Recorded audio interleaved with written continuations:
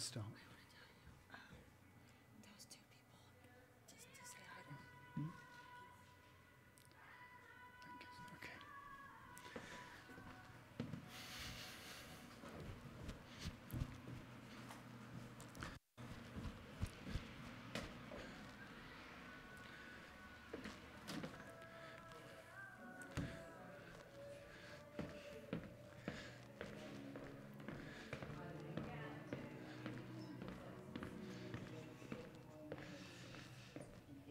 Okay, well, welcome everybody. Just wait for the music to go off. Heather? Thank you. Just want to welcome you to the third session of our Developing Consciousness course that we're doing today. And today we're going to talk really about spirituality. And I just want to give you a little bit of an idea as to where we've come from and the shape of the course. I know some of you know this, but just for those that you don't, the whole idea of the course is about looking at how we can become more conscious of what's going on in our lives. Someone once asked me what I thought the purpose of religion, spirituality was, and I said that I thought it was to live life more skillfully. And how do we, in the way that we go about our lives, work out how to live life more skillfully? And so we started off in the first week looking at the nature of, it's called developing consciousness, so let's look at what the nature of consciousness is. And we came down to the idea that, consciousness is really about our senses and about the way that we receive information from our senses, and then we create a reality out of that. And we looked at the way that, in fact, when we create our reality, sometimes it's not the way we think it is. What we think is going on is not necessarily what's going on. However, we make the best guess that we can from what our senses tell us. And then last week we looked at the nature of the mind and the part that the mind plays in the creation of our reality and the creation of what goes on.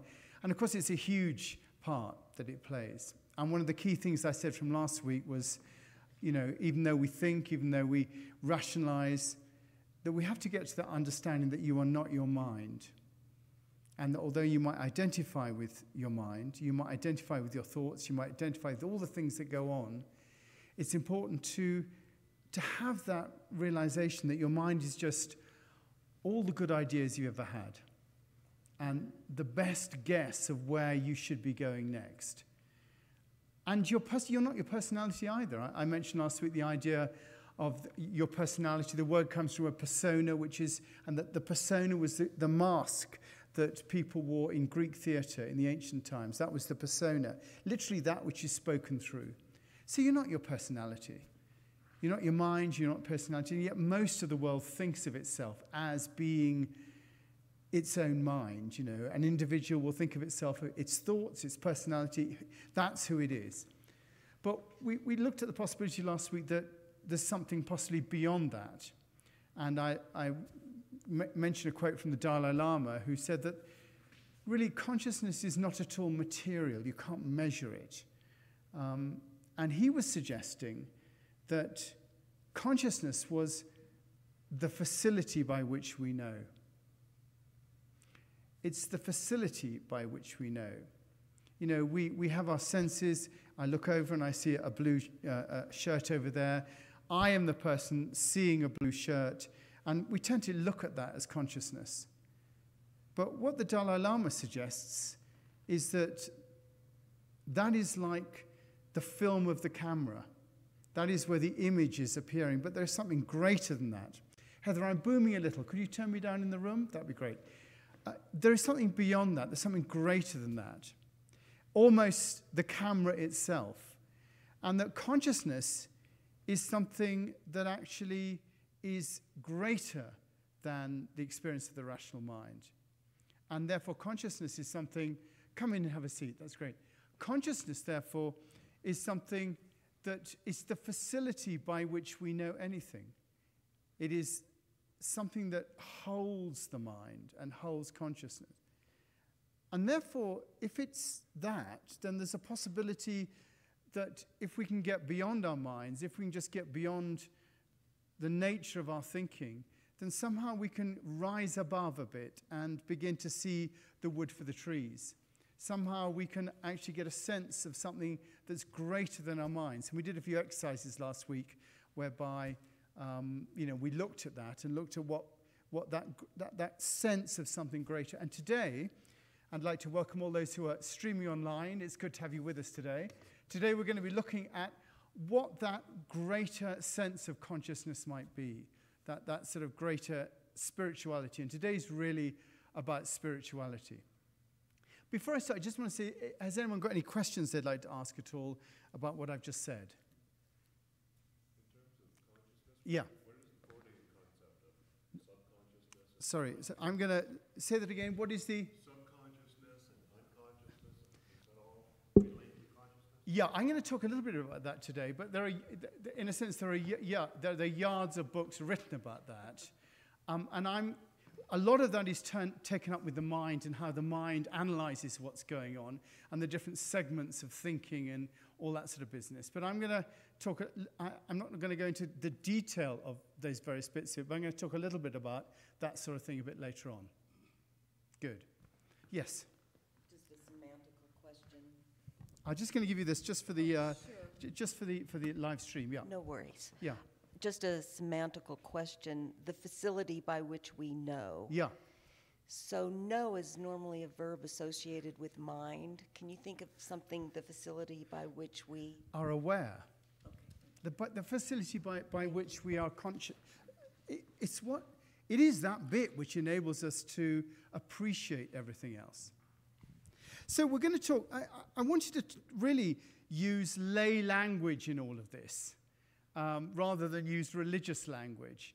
And it's difficult when you come to the idea of talking about spirituality. The temptation is to look at religious language a lot. But the best definition of spirituality that I've come across is from Rowan Williams, who used to be the Archbishop of Canterbury before the one that's Archbishop of Canterbury now. Now, some of these things I'm going to say now are in the notes that I'm going to give you afterwards. So they are in the notes. And if you've missed anything, there is the book that's at the back, which covers all the different aspects of the course that you can get at the back of the room. And it's online. If you're online, it's just on Amazon. And it's called Developing Consciousness. So his definition of spirituality, Rowan Williams, he said that spirituality was the cultivation of a sensitive and rewarding relationship with eternal truth and love. Now, it's a big sentence to actually get, but I think it's really interesting because he says that spirituality is the cultivation. Now, that means that it's an ongoing, like agrarian work. It's something that is continually being done. It's the cultivation of a sensitive. And I think that's important because spirituality is not abusive. It is a sensitive. It is where I am sensing what's going on with me, you are sensing and there is something within that of a relationship. So the cultivation of a sensitive and rewarding, it's an enriching experience. The cultivation of a sensitive and rewarding, and then the big word, relationship. So spirituality is a relationship. And when it's a relationship with what, he suggests, Rowan Williams, that it's a relationship with eternal truth and love. Now, that really, in a sense, is the universe on one level. Eternal truth, the whole nature of eternal truth, that which is eternally so, is almost a description of the universe. And love, my definition of love is a self-giving nature. Love is self-giving, and therefore there is a relationship with the self-giving essence that is at the heart of the universe. So spirituality is that relationship that we have with the eternal aspects of the universe. And I think that's quite a good definition of what spirituality might be. I mean, when I was,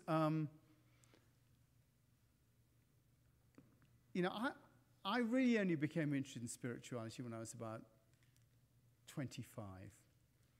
Before then, not at all, really. I mean, when I look at... my father died when I was 2, just a bit of history of how I've got to be where I am now. My father died when I was 2, and that really has a big effect on a family. And there was my brother and my mother and myself.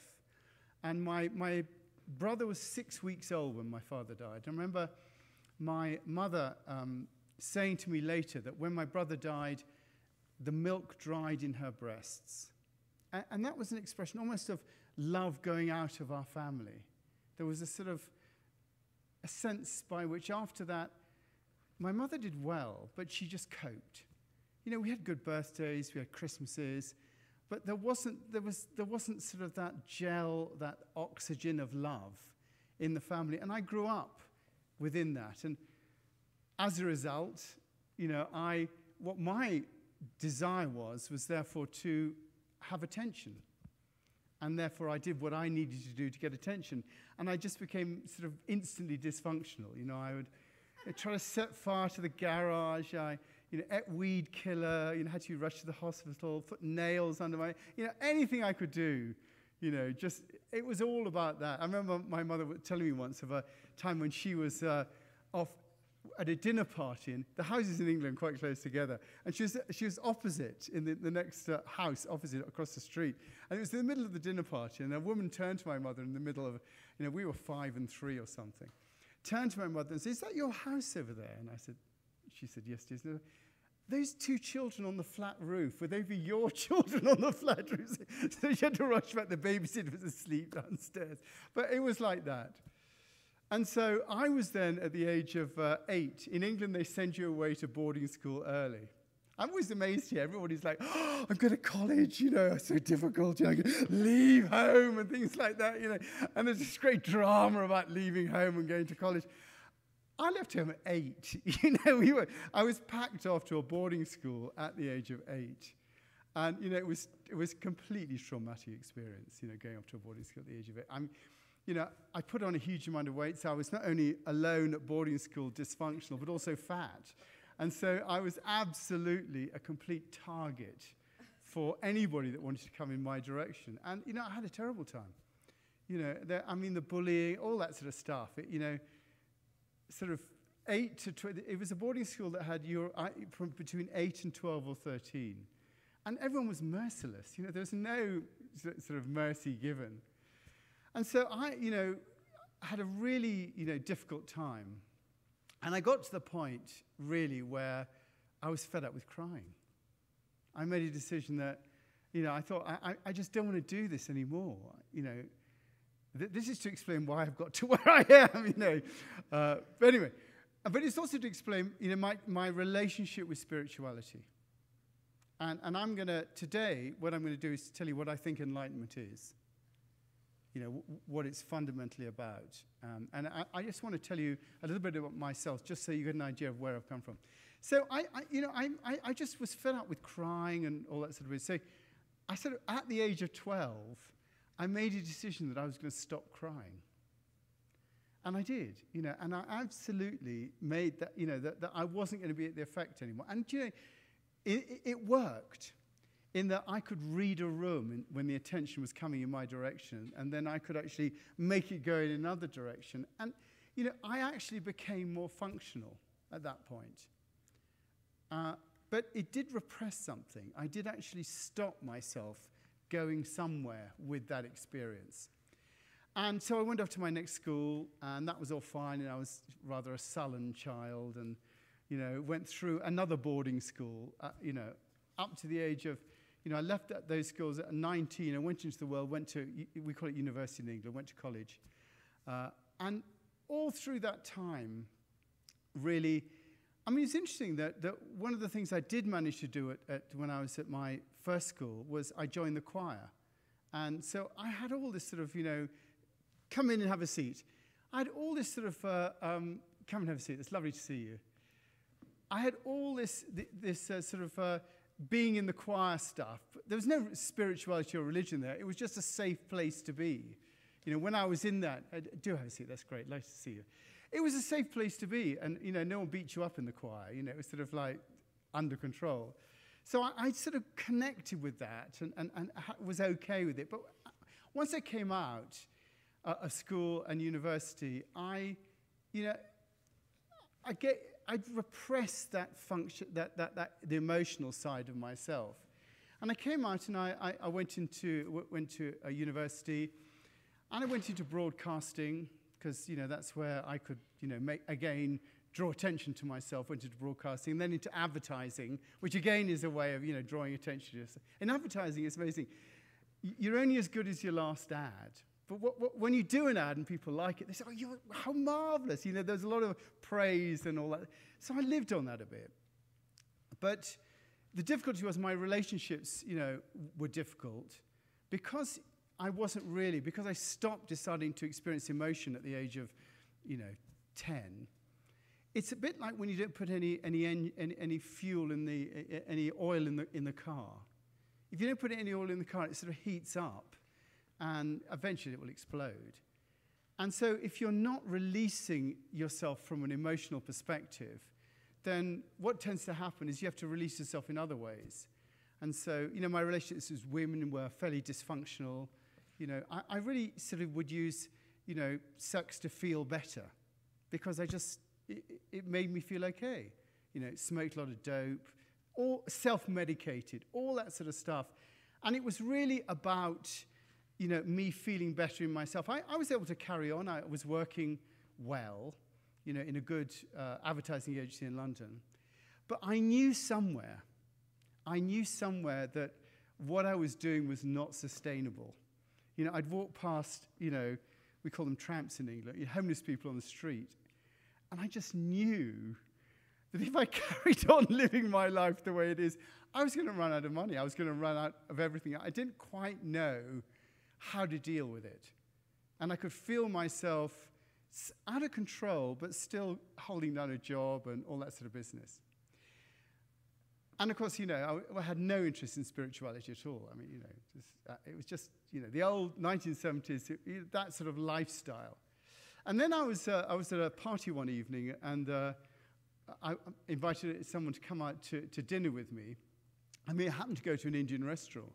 And this girl who I took out, she looked around, and she said, "I'm going to India in a couple of months' time. Would you like to come?" And I thought, well, why not? I might as well go. So I said I would. What I didn't know is that she was going on a sort of 125-mile trek. And that she wasn't just going to India, but, it wasn't that, we were going to stay in nice hotels and wander around and see the Taj Mahal.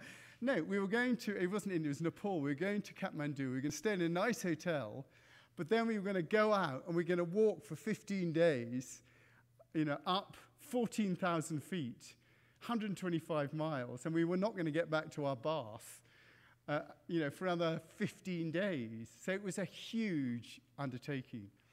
I mean, those days it was quite good. There were 9 of us, and there were 26 Sherpas and porters who carried everything all the way. So I didn't have to do anything. It's an amazing thing. What they do is you get up in the morning, you're woken up by your Sherpa and porter. I don't know if they do this nowadays. You're woken up with a cup of tea and thing to wash your face with. And then while you get up, they pack up all your tent and everything and all the gear, and they march off while you sort of get ready, and then you amble off. And then 3 hours later, you appear in a valley, and they've laid out lunch, for you. And then you eat lunch, and it goes like that. So there's not much to do, but you do have to walk 125 miles. So I was doing this, and I was hating every minute of it, I mean, had to go out with a trowel to go to the loo. It was all, very basic indeed. And I was at this moment where we were right at the top, up 14,000 feet, top of a mountain. And it was at night, and I looked out, and this is in the middle of the Himalayas. And I looked out, and it was just amazing. The cloud line was below me. And so there were these mountains that came out of the clouds like huge icebergs, and there was a huge moon. And I looked out there, and I just thought, wow. There was a huge wow, that came out. And something touched me. And I didn't really recognize it or know what it was. But when I came home, my mother said she knew something was up when I came off the plane wearing Indian clothes and claiming to be vegetarian. And she said that she just knew that there was trouble ahead. And I don't know if you read The Wind in the Willows. I was like Toad in The Wind in the Willows. I got spirituality big time. I really, wanted. And I knew I had a friend of mine who was into all this sort of stuff. And he lived down in Bristol. And I knew he was because when he'd gone to visit his guru in India, he needed money for the airline ticket. And I'd bought all his stereo equipment for virtually nothing and installed it in my flat so he could go and visit his guru. So I went to him and said, look, what's it all about? What is this spirituality? And he said, well, you are in everything and everything is in you. And I thought, well, that's a big help. Thanks very much indeed, And I asked him a lot of questions. Anyway, in the end, he gave me Paramahansa Yogananda's book, Autobiography of a Yogi. And I read that book, and it just changed my whole perspective. Because in this book, this guy really wrote as if there was a different reality that I hadn't become aware of. There was a different way of approaching life. There was a whole realm of things that was, dogs hear more and cats see more. There must be more of some sort of way. And this guy wrote as if there was. So I was then absolutely convinced that this was the most important thing in life. And so, being a good consumer, I just wanted to get enlightened. I mean, that was the aim. When you read all the books and you went and saw, you have to get enlightened. And whether it takes, going like Terence Stamp in Meetings with Remarkable Men, whether you go off to an ashram or go and see Bhagwan or whoever it is, you want to get enlightened, and that is the thing. So I did every course under the sun. I did sort of est equivalents, and I wrote off to the Self-Realization Fellowship and, did meditation lessons.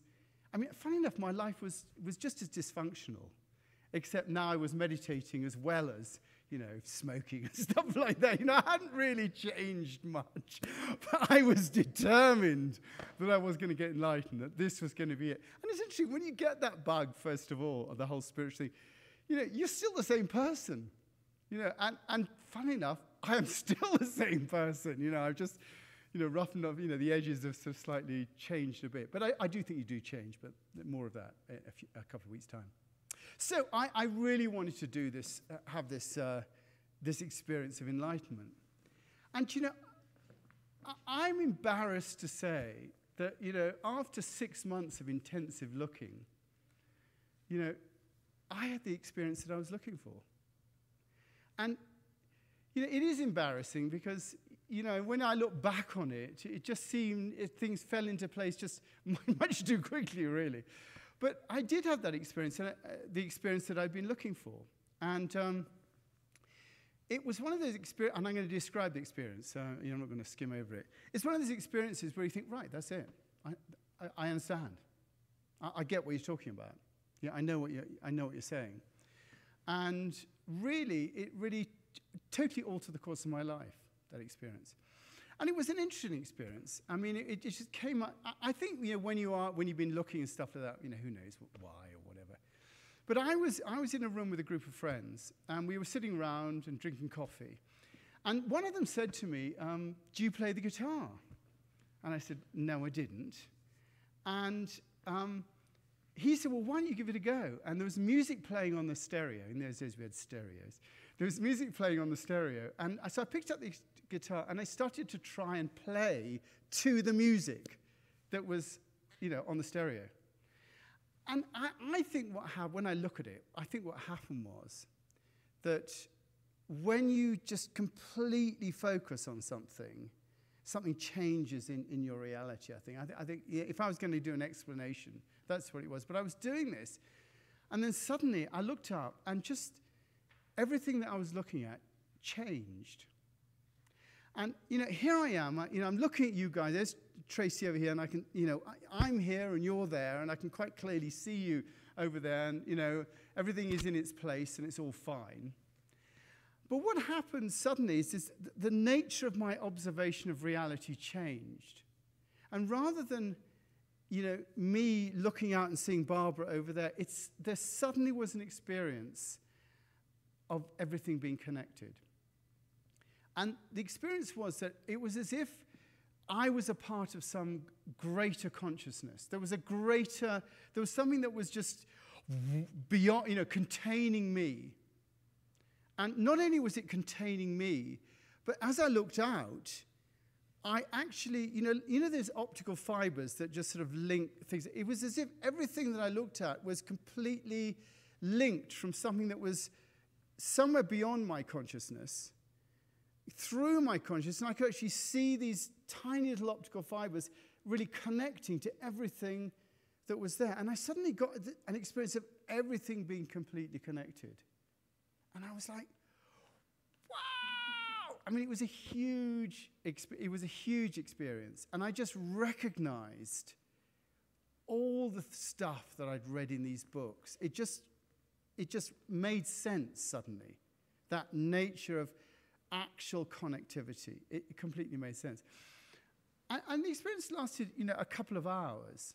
And it was as if I sort of changed. In the 1970s, you're all much too young to this, but, when you went to an Italian restaurant, they gave you amaretti. I don't know if you remember that. And it was all in a little paper thing. And what we used to do before fire, we used to have the amaretti, which is sort of biscuit, and then we used to make the paper stand up on the plate. And you'd light the top of the paper like that, and it would burn down and then just drift off into the restaurant. It's amazing what you do. But I felt like that. It was as if my personality just burnt down and I floated off somewhere. And I went home.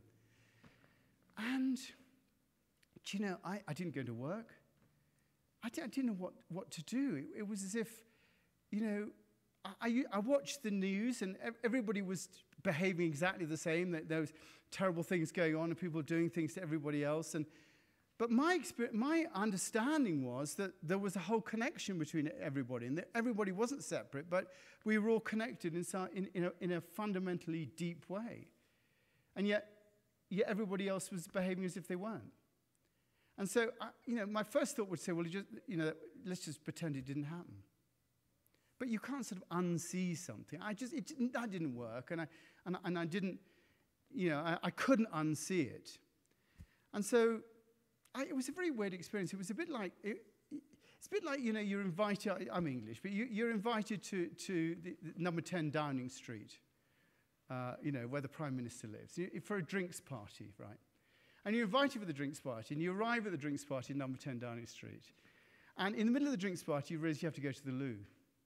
So you go to the loo, you walk off to the loo, and you open the door, and there, in the loo, you see the Prime Minister sitting on the loo. But not only is the Prime Minister sitting on the loo, but his head is on the floor, and he has got a Martian head. And you look at him with his Martian head, with his real head on the floor, and you know that he's a Martian. And he knows that you know that he's a Martian.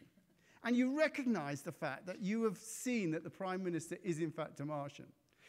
So you shut the door like that, and you walk away, and you think, what do I do now? Do I go and tell Tracy, hey, I've just seen the Prime Minister's a Martian? People are going to think you're bonkers. And it was the same way, I thought, people are going to think I'm bonkers. And they did, I went into my advertising agency, which is a really big deal, this agency, that I joined only a few months before, and I spent my entire 3 years in advertising trying to get to this agency. And I went in and I thought, well, I cannot carry on doing this, for my job. I cannot carry on working in an advertising agency. When I've had this experience, this insight into the nature of reality, I have to go and, I felt I had a duty to communicate this.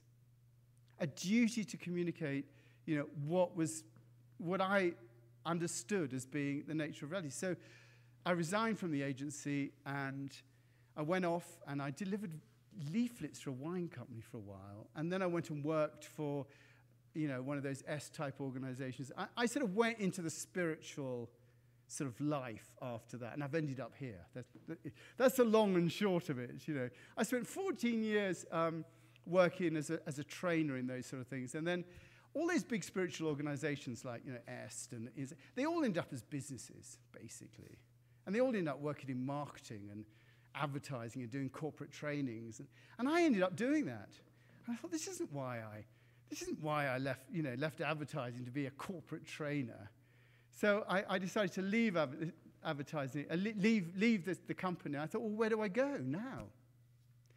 And, you know, I couldn't change my name to Prem Anand something. My mother would never have forgiven me. I mean, what's she going to say, you know? I mean, you know, it's just too embarrassing, you know. I wasn't going to... Yellow's not my... I have my colours done. You know, yellow's not my colour at all. So, and I thought, you know, it sounded odd, but the only place I could really go and talk about this stuff was the church.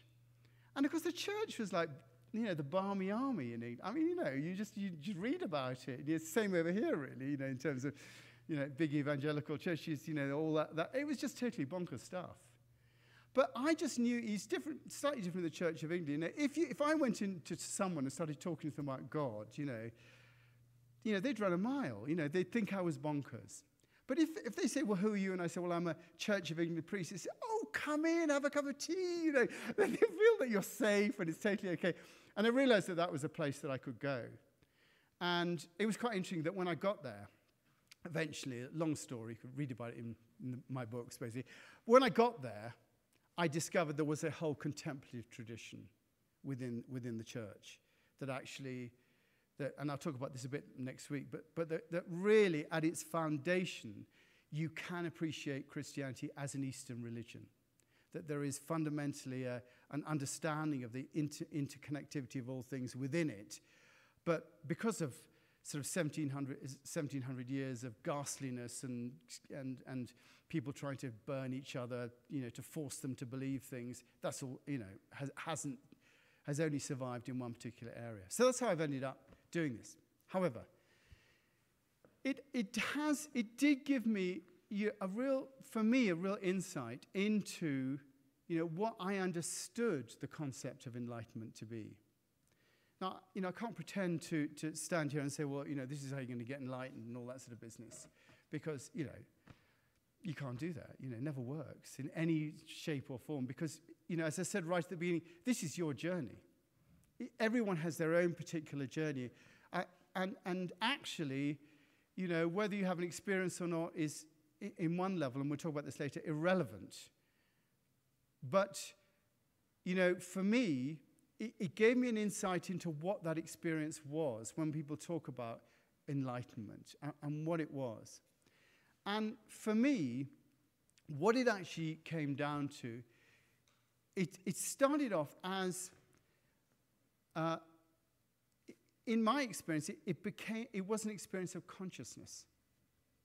I experienced an aspect of consciousness that existed within myself that I hadn't been conscious of before. And it suggested to me that actually the whole, and you know, other people have said this better than I have, but it's just that the whole enlightenment thing was actually simply a different experience of the consciousness that we already experience at the moment. It's not some mist that's out there or some, you know, other thing that you experience outside yourself. It is a coming of understanding as to what the nature of reality is. Now, I'm not very good at drawing, but I have drawn a little picture, and this is where I get to what you were saying, David.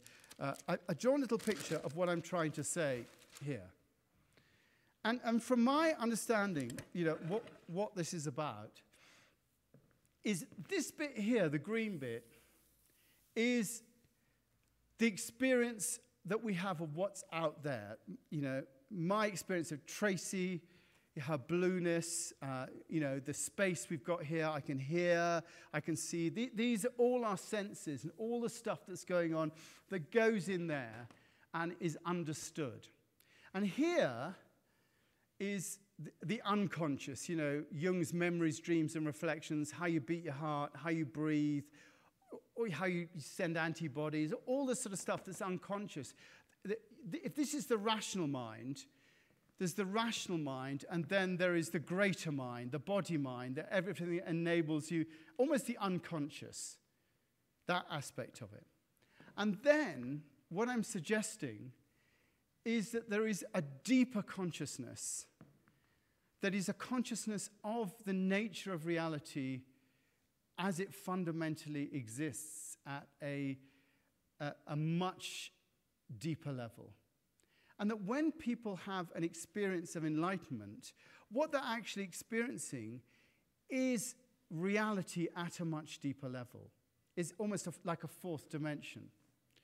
And the way that what I'm suggesting here is that I'm suggesting that if I take that concept of consciousness, that concept of consciousness, that actually that concept of consciousness existed at the Big Bang, right at the beginning of the universe, that somehow, and anybody that says that they understand God, you can immediately disbelieve. Because us trying to understand God or all that stuff is, the way I like to think of it, it's like a fish trying to understand a cash register. Now, for a fish to understand what a cash register is like us trying to understand God. A fish has to understand, first of all, that there's something outside the water. And there's air. And not only air, but they have to understand the idea of getting out of the water and having legs and arms and running around the place. Then they have to get to a point where they understand the nature of the exchange of currency and money and barter. And then finally you get to a cash register. I mean, that is an enormous number of links. And, we haven't a clue. And anybody that says that, we don't. We're not able to understand the nature of that which created us, So, we can't really go beyond that to say what that is. But I'm suggesting that there was an impulse of consciousness at that particular moment that actually created everything that flew out at the Big Bang 13.7 billion years ago. And that all that was thrown out, imbued within it, was that consciousness. It was within those rocks and all the things that were blown out at that particular point. And there was a dynamic. What I'm suggesting that within all those rocks, within everything at the Big Bang, there was a dynamic, an unfolding that was going to happen. And that gradually unfolded into, if we come to here, the Earth, arrived, cooled down, and then those molecules and particles and all those sort of business. There was a move towards, for whatever reason, the emergence of a single cell. Life appeared as almost an expression of that consciousness. There was an order within that command of if you see the Big Bang as a command at some level, of a conscious order creation, and that order came together and formed that single cell, and that single cell, in its own way, was conscious. And that single cell formed into multi-cell things and plants that you can see. They are conscious of air, they're conscious of wind, they're conscious of light. There is an aspect, there is a mind in there, a consciousness in there that enables them to grow. A plant doesn't think, seed doesn't think, how do I grow? It grows. And that grew and blah, blah, blah, blah, blah. And then, animals and things and more, and suddenly we're here. And we are, not only are we conscious in terms of, being able to feel air and all that sort of business, but we have this unique ability to be able to reflect on our consciousness. We can think, here, I can think about it. And so we really, for the first time in humanity, we become the universe conscious of itself. We become the universe, the part of the universe looking back at the others, and say, I'm conscious of you. And actually, within you is that same consciousness that is conscious of me as well. And the universe is now conscious of itself. And humanity is therefore, the flower of that consciousness. So you can see from there that evolution is, in fact, within this particular paradigm, creation and evolution are really a function of the evolution of consciousness. And as consciousness has evolved, so the material side has evolved out of the conscious need for an arm or a leg or a smell or whatever it is. The suggestion I'm making here is that that consciousness is the driving form of evolution, force of evolution. And we are that consciousness, manifest. We are the universe made conscious of itself. Where suddenly and as evolution goes on, my son will not develop, an extra long thumb for texting. That is not. I'd like to suggest that really, as consciousness evolves, that evolution is not going to continue necessarily to go on, a hugely physical level of consciousness, a physical level of evolution. And where evolution will go, it is in the evolution of consciousness in terms of our ability to experience the actual nature of the connectivity of all things. That is the next step. The next step in the evolution of consciousness, in evolution, is us to become consciously aware of the interconnectedness of all things and aware of that consciousness that is within everything. And actually, that consciousness is calling us all the time. That's why we're here. That's why I'm doing what I'm doing, because somewhere the consciousness said, "Oh, you, look at this and go and tell other people." It is how it's developing. Now, contrary to what you might think at the moment, I don't really believe in putting out ideas here that aren't proven and all that sort of business. But I did hear one idea that I really liked, and that idea was, it takes something like 7 billion neurons in the brain for you to become a human being. The difference between a Neanderthal and a human being is like 2 billion neurons. The number of neurons, it enables you to identify yourself. And the idea that I quite like is now the Earth has now got 8 billion people on the Earth. And almost, it is like the Earth is becoming, humanity is becoming conscious of itself. And you can see it in, the global village in television, in the creation of the internet, in the whole way that there is a different, almost, it's called the noosphere. There's a different sphere of consciousness that is being created. Something can happen in China in 1 minute, and I can know about it 2 minutes later here. I mean, that is an extraordinary thing. And so, what I'm suggesting is that actually, when you have that experience of enlightenment, what the experience of enlightenment is a seeing of that consciousness, is a hearing of that consciousness, is however it is communicated, and it's communicated in different ways. When you look it up, people talk about the music of the spheres. People hear about the interconnectivity by hearing just some sort of magic experience in sound. Or you can see it, people talk about seeing the light or whatever it is. There is an experience that enables people to realize that there is a greater consciousness, that there is a greater connectivity between all things.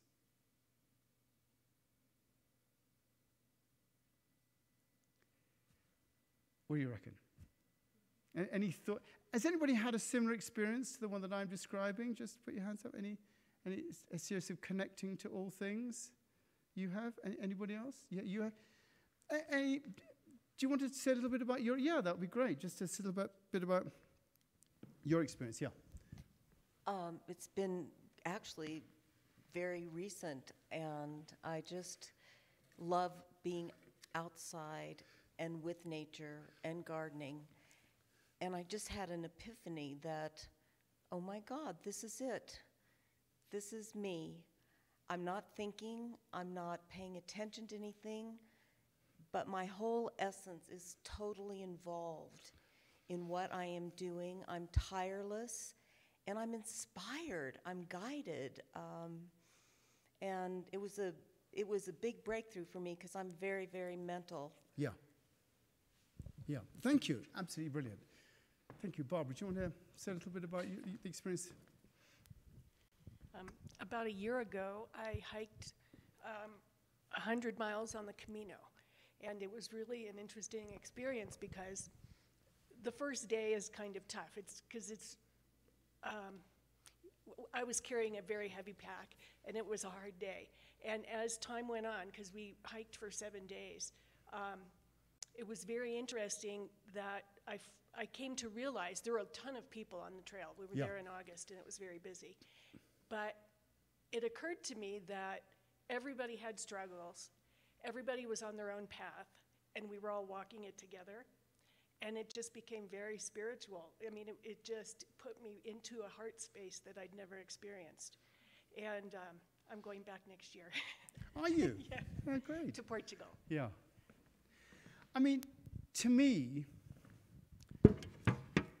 the idea that there is a fundamental interconnectedness of all things and that our consciousness is connected, has a fundamental impact on the way that we see the world.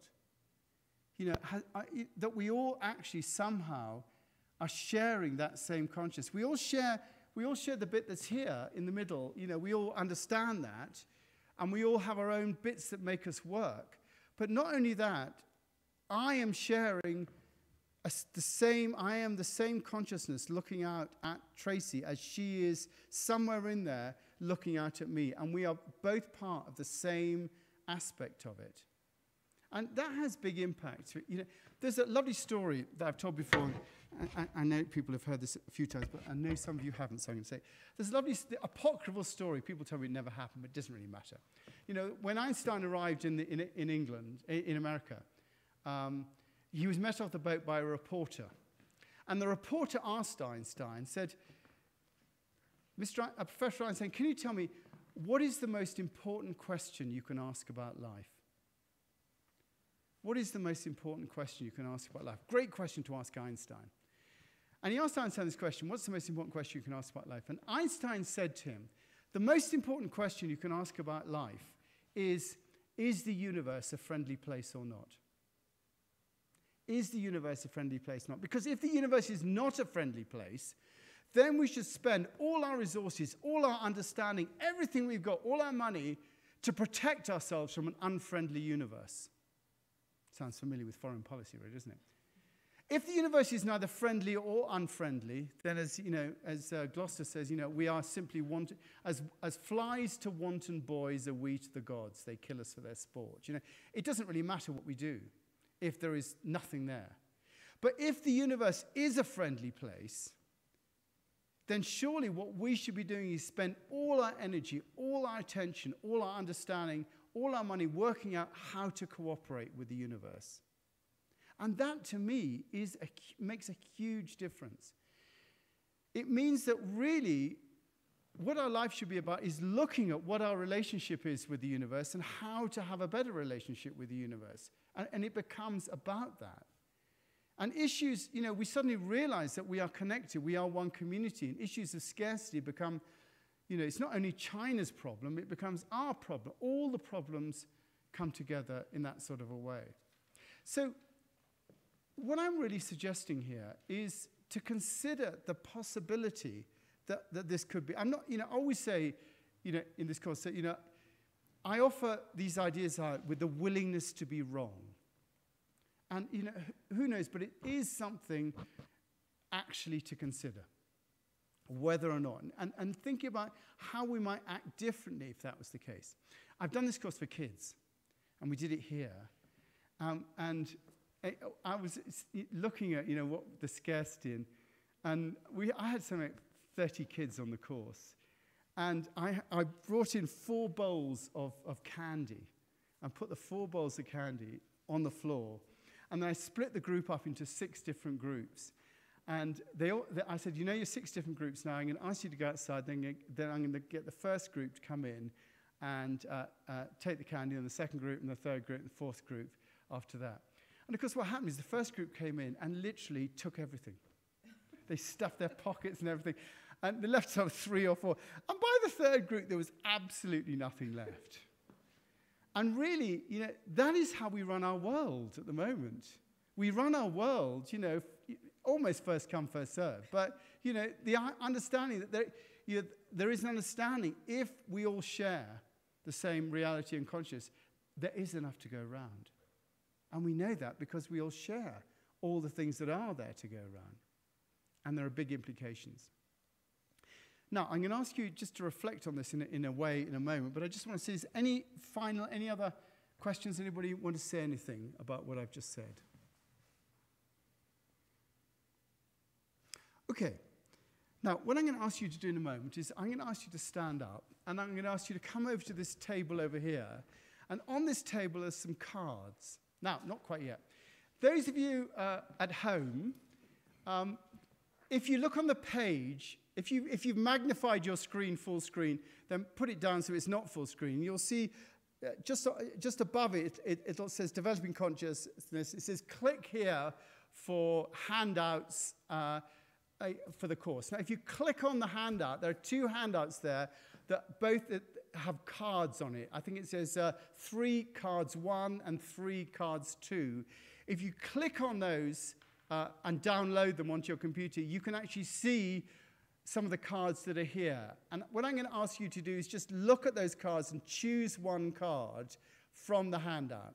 And here, what I'd like you to do is to stand up, and I want you to come over here, and I want you to look at the cards that are on this table, and I'm going to ask you to pick one. Now, I know each of you is a unique entity, and you couldn't possibly pick a card. They all represent who you are, but just for the sake of time, and knowing we've got an event coming in here after me, if you could just be as quick as just pick one card, I'd really appreciate that. So just give you a bit of time to do that.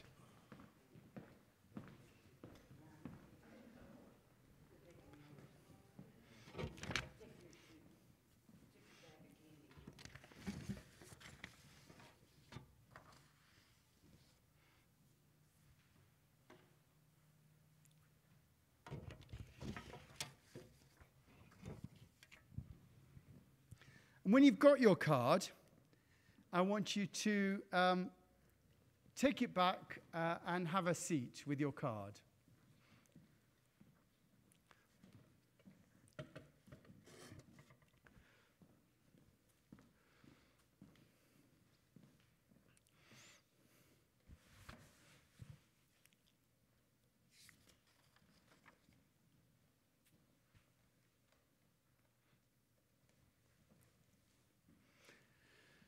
Now, when you're sitting down, just have a look at the card.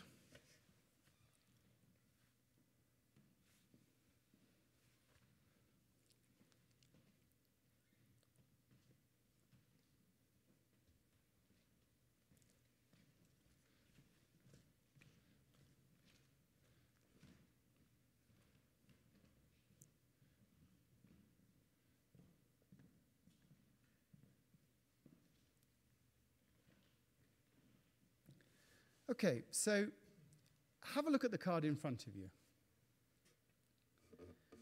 I'm just going to ask you just to think to yourself the answers to these questions that I'm going to ask now. First of all, why did you choose that card?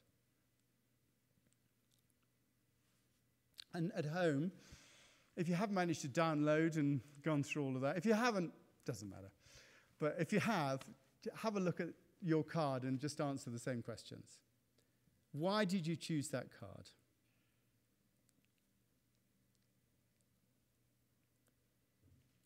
Now, what is the person or persons or entity on the card feeling, both positively and negatively? What are they feeling, the persons or entity on that card? Positively and negatively.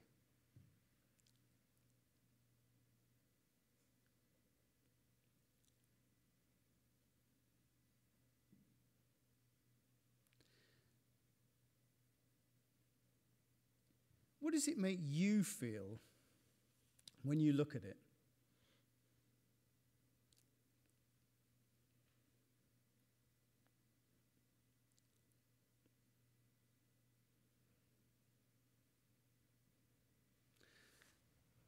What do you aspire to in the card?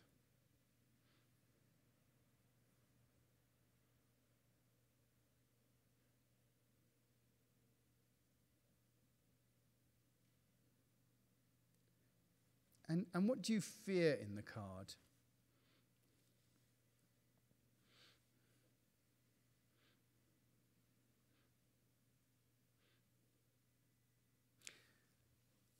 And where is that consciousness, that, whatever, divine or whatever, that fundamental creative consciousness, where is that in the card? Where is it coming through?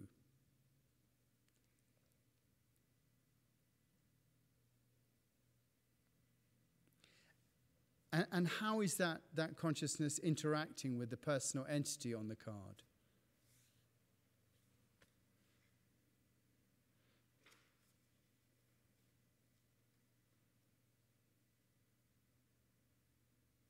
And what's their reaction? How do they react to it?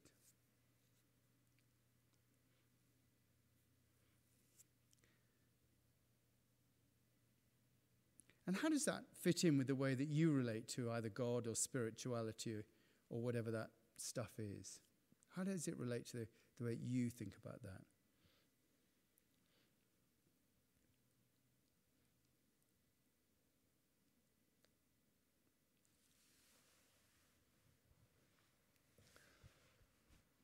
Okay, I'm just going to put you in threes now. So if you three could get together, just form your chairs around together. And you three could just form your chairs around together so you can talk to each other. And if you could just move your chair over there or just get that chair and do that. What I'd like you to do, and if you're at home, if you're with someone, you could do this. Otherwise, you just have to make it up at this point. And go and put on a cup of tea, perhaps. Come back. We'll be coming back in a moment. But what I'd like you to do is to just take it in turn to show your card to the other people and just describe a little bit about why you chose it, why it's important to you, what you noticed about it, what you noticed about yourself in relationship to it, and use it just as a way of you describing your relationship with spirituality. Any questions? Any questions? Okay, so I'll give you some time to do that. That would be great. So just introduce yourself and decide who's going to go first.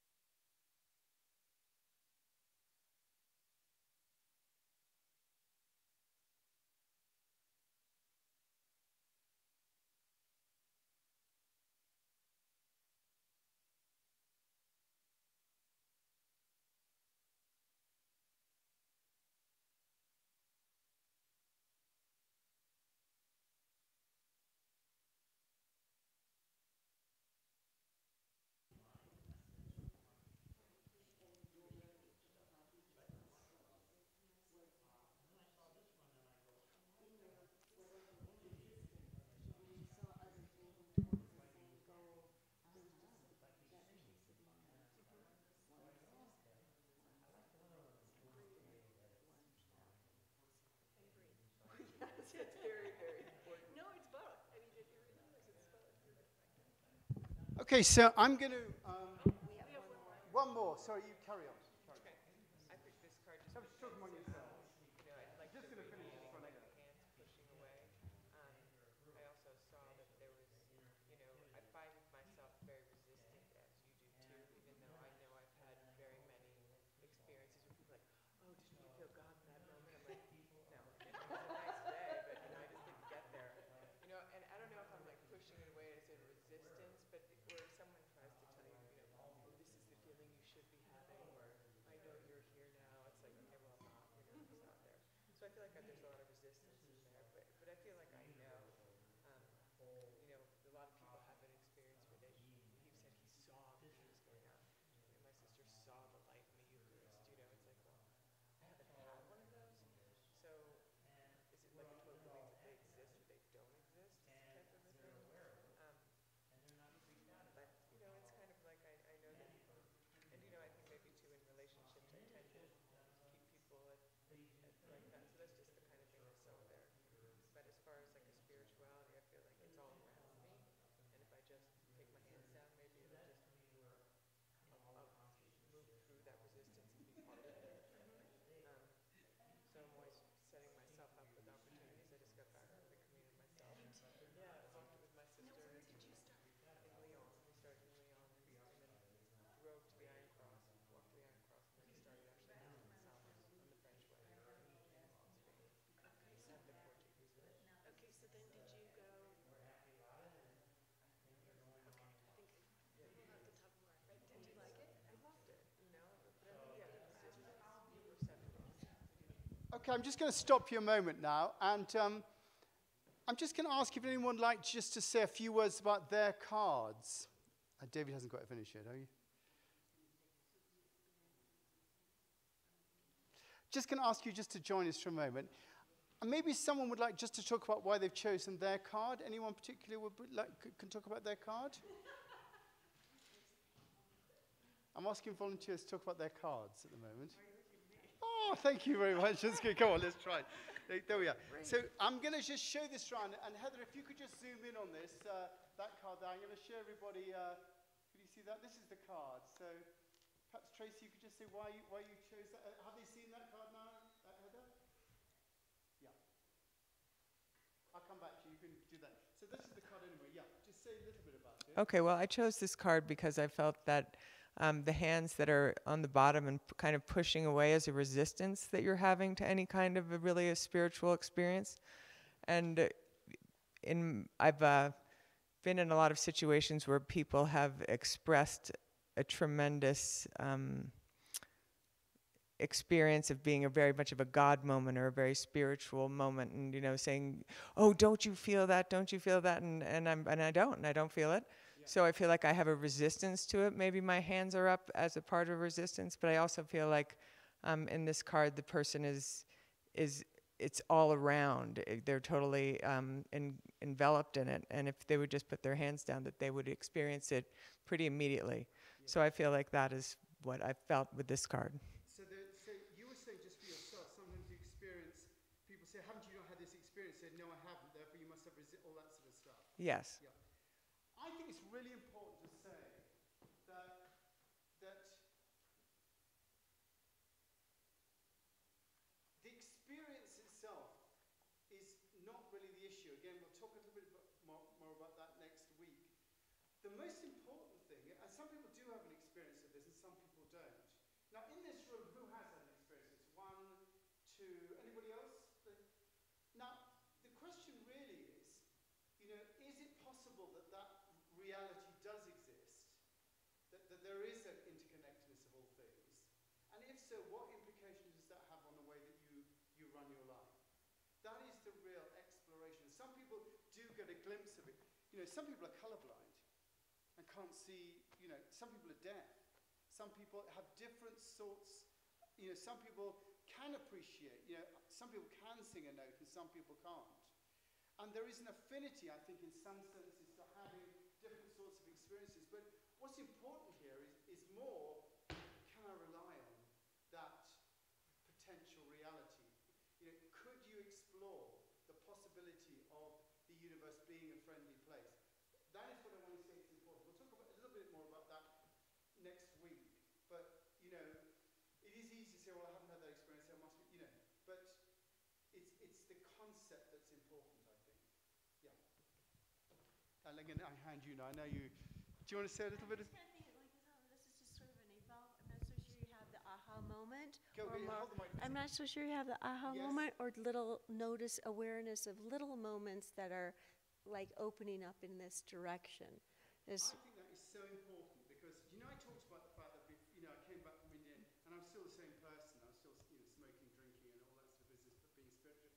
Do you know, I think that gradually you do have those small openings that go along the way and you look at glimpses of that. That's the sort of thing you're saying, isn't it?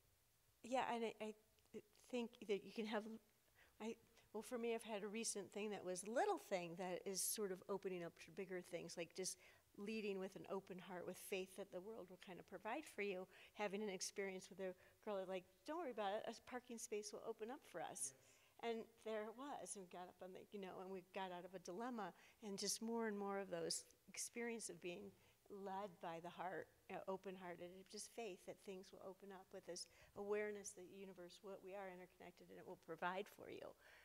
But that's a subtle shift. I love that experience, led by the heart. You feel you're being led by the heart, and that's a lovely communication of almost, you know, a connection with the universe, you know, that you're being led, touched, there's wonder, there's beauty, that's not in the mind, Yes, that's so, yes, kind of. that it is in the heart. Can I just ask you which you chose? Can I? Just this one? Do you want to say, yeah, do you want to say a little bit about why you chose that? Well, I see her as serene, and she's making connection from the heart. And there's a little bit of separation, so there's a little bit of fear of separation, Yes. or of living separately. A little bit on the suppression of speech around the throat, and challenge, but still she remains compassionate or serene, Yes. even with resistance and some, but some. And we do, all of us have that resistance, don't we, in different sorts of ways. You know, I think that where it isn't, the universe, I love the idea that the universe is calling to us and we're gradually responding and answering in little ways and developing that relationship. Remember that idea of spirituality is the cultivation of a sensitive and rewarding relationship with eternal truth and love. And it's the cultivation of that. Anybody else like to say anything just about their card?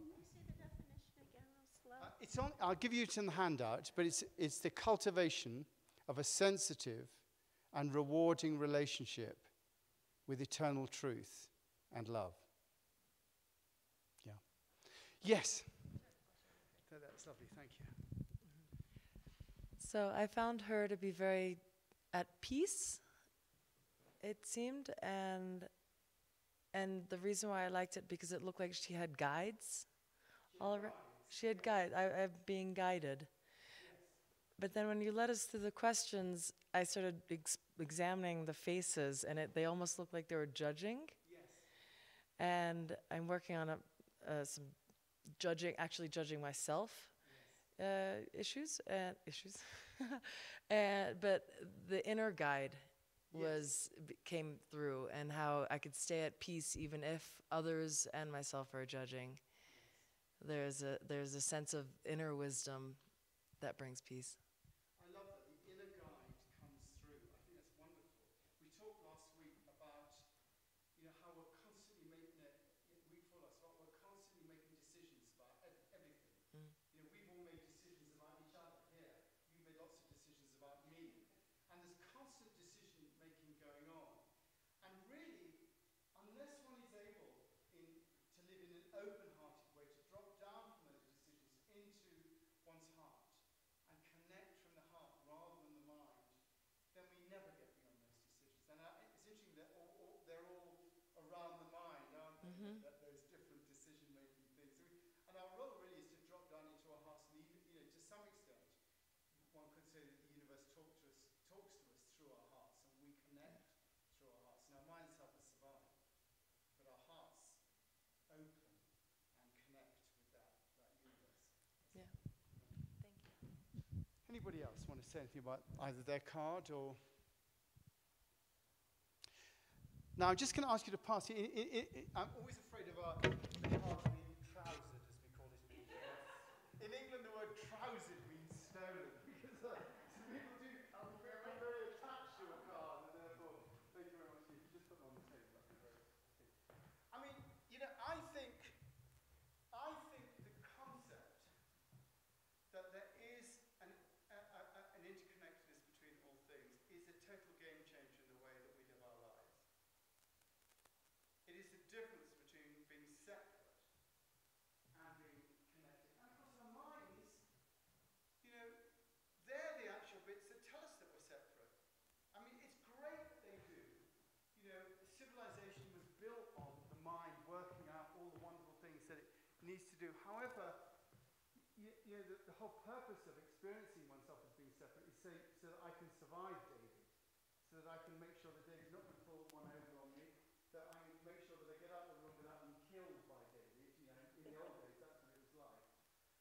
And therefore, I need to experience myself as separate from David. That is the mind's perspective, but the heart's perspective is a different perspective. And really, you only have that heart's perspective when you're in some extent, when you're in a safe place. When you're in a place where you can let your heart be open, and where your mind doesn't get involved. And that makes a difference to the way that we live our lives. Then you're thinking, I love that thing in the traffic machine. The traffic machine is, I'll come on to that a bit more next week. It's a lovely Taoist thing. In the Taoist machine, it says that your enemy is the shadow that you yourself cast in the world. And that idea that your enemy is the shadow that you yourself cast in the world. And that idea is that as you look out into the world, that actually you're looking at aspects of yourself completely. And that your enemy, let's say David again, who's going to kill me, the enemy, David in a sense is the shadow as my enemy that I cast in the world. And therefore, if I'm going to be dealing with David as my enemy, I have to look at myself. I have to look at what is it in me that is creating that aspect, because there is a connectedness of all things. Now really, the rest of this course is about unpacking that connectedness. What are the implications of it? How does it work? How do other cultures think about this? What is the implications in terms of developing? But what we're going to do now is I'm going to ask you, I know some of you weren't here last week, but last week we had a process really where we looked and gazed at that mandala. And the gazing process, for those of you that weren't here, is, Heather, our audiovisual person, is going to facilitate you at home being able to do this. The gazing process is this, is where you look at the mandala and you make a decision where it's possible not to blink. Obviously, you have to blink if you blink. You make a decision not to blink. And as the mandala goes out of focus, you let it go. The mind will want to press it back into focus, just like the mind wants to keep things being separate. The mind will say, no, the mind will want to see it as it is on the wall. But if you let it swim, if you let it go, I'm going to get you to do this in a moment, so you don't have to do it quite yet. If you let it swim, you'll find that it begins to move. Things come out of it. And the mind will say, no, that's not real. No, that's not happening at all. But it'll give you an opportunity just to watch your mind as it struggles with what is real and what is not real. And that is really the experience we're talking about now. So you look at the mandala, you gaze at it, you let it just do what it wants to do. You don't press it back into focus. If you do blink, just blink, but don't come into focus. And just watch your mind and see what happens. Any questions? I'm going to give you about 4 minutes doing that. So I'm going to be sitting over here. And what I'm going to do is, after a minute or two, I'm going to just read something. Just to give your mind something also, just to be aware of while I'm doing that. And hopefully you'll be able to hear me at home while I'm reading that. If you can hear me at home while I'm reading that, would be great.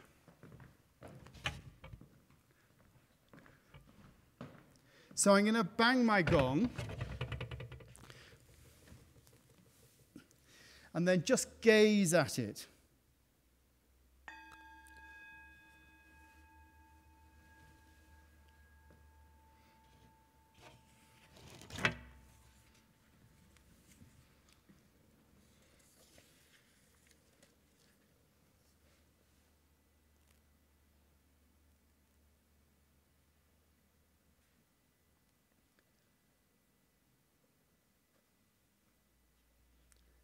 Just let it go.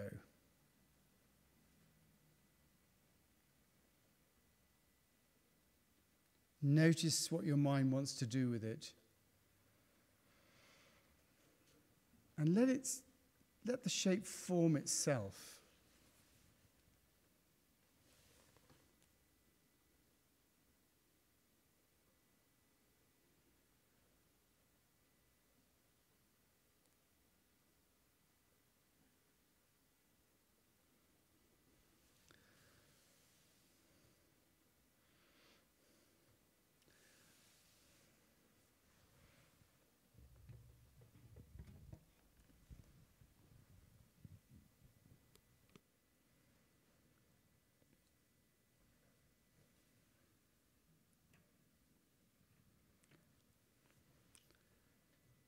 Be aware of what your mind is doing.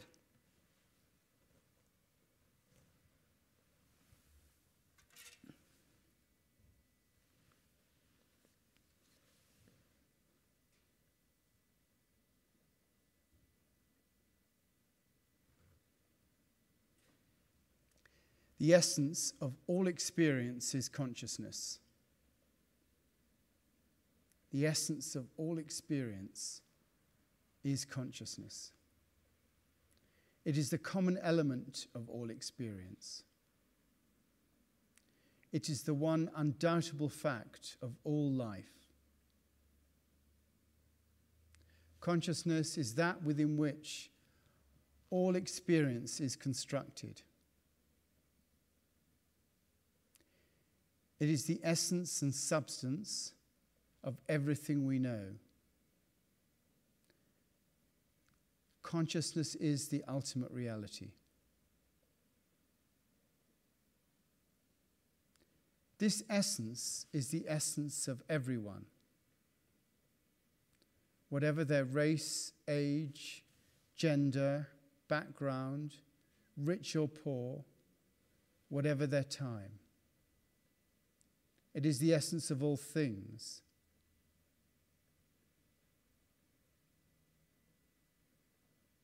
Whatever people think, experience, or believe, they are all conscious beings and thus share the same inner essence. This essence is the essence of all things, whatever their shape, density, body, sense, or nervous systems, whatever their perception of the world. Where we differ from other creatures is not in consciousness itself, but in the picture that is painted in our consciousness. As human beings, we are privileged in that we have the potential to become aware of this inner essence, to know that inner essence, to have a sense of God.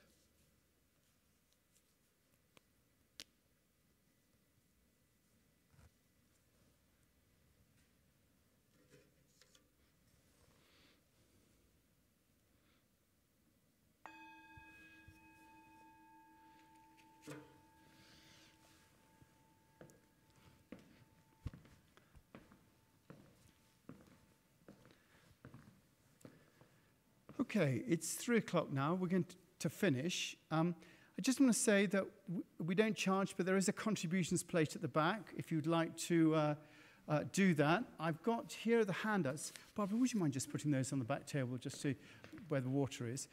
There are handouts from today's session, so do feel free to take one of those. The handout is, if you're watching at home, the handout is on the page under the Developing Consciousness heading, so you can download it from there. If you've missed other ones and you want to catch up on it, there is a book which includes all the material of the course that you can catch up on that. That's available at the back. And next week, we're going to look at the tradition of mystical reality. And that really is, this experience that we're talking about, how have other cultures represented that? How does it relate in different circumstances? So if you're around, do pop in and come see that. 1:30 next week. As they used to say in my youth, same bat time, same bat channel. And thank you very much for coming today. I really appreciate that. Heather, if you mind putting on the music, that would be great. Thank you. Thanks, everybody.